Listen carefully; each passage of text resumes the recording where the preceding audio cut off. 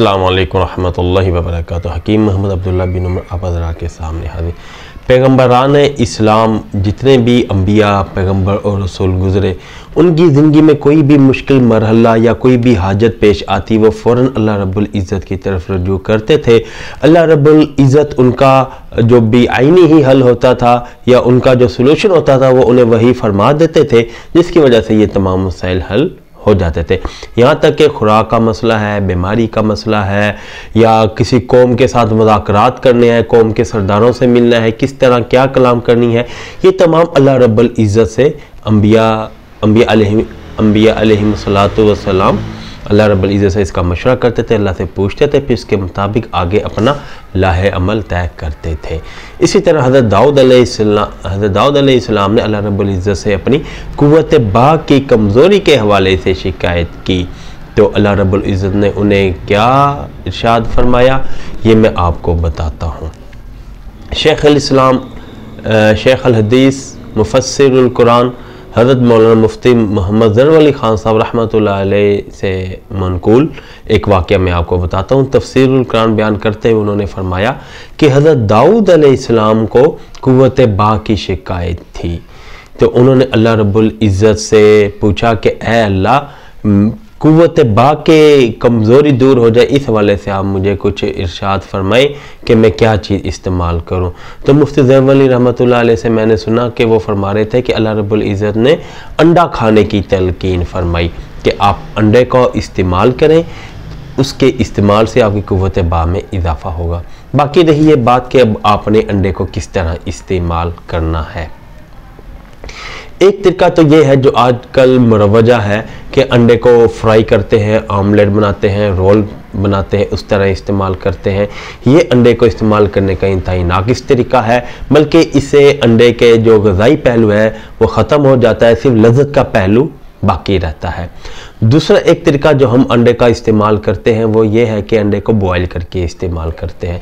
इससे हमें अंडे के 50% फ़ायदे हासिल होते हैं और 50% जो उसके फ़ायदे हैं वो उबलने के दौरान ज़ाया हो जाते हैं। तीसरा जो इसका तरीका है, अक्सर दोस्त हज़रात दूध के अंदर अंडे को डालकर बॉयल दूध के अंदर अंडे को डालकर फेंट कर इस्तेमाल करते हैं। ये अंडे को इस्तेमाल करने का बहुत बेहतरीन तरीका है। इसके अलावा एक तरीका और भी है कि अंडे को वैसे ही पी जाना बगैर दूध में डाले।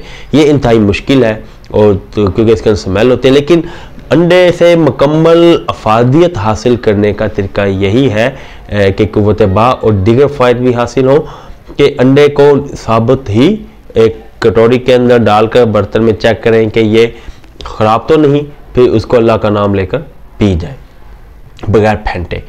अगर ऐसा मुश्किल है तो दूसरा स्टेप ये है कि अंडे को गर्म दूध में डालकर इस्तेमाल किया जाए। तीसरी सबसे बड़ी बहस ये है कि कौन सा अंडा इस्तेमाल किया जाए। जो आजकल मुरवजा फार्मी अंडा है लेयर मुर्गी का, ये इंतहाई नाक़िस है।